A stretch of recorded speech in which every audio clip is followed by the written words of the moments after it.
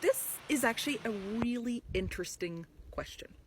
So, observing the center of the galaxy is actually pretty tricky because between us and it is a whole bunch of gas and dust. So, if you've ever seen the Milky Way in the summer, you're looking right into the constellation of Sagittarius. That's the direction of the center of the galaxy. And we're kind of on the outskirts, and so there's lots and lots of material between us and the center. Now, what we do know about the center is that it's a really, really crowded place.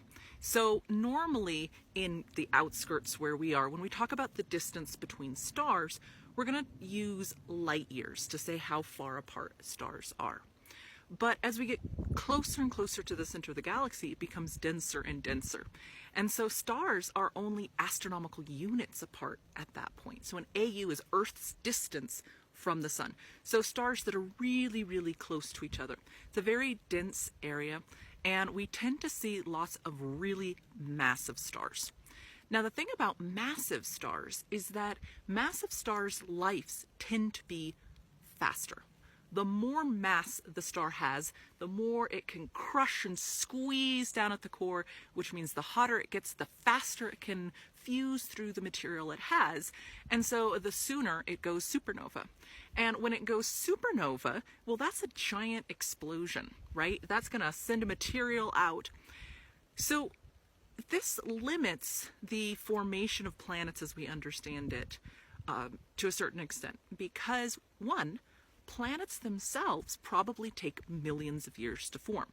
So maybe there are some planets forming around these young massive stars, but there isn't enough time for them to fully form. And then two, the stars are dying, right? They're exploding. If you've got a planet that's forming very close to a star that goes supernova, that might not survive the process.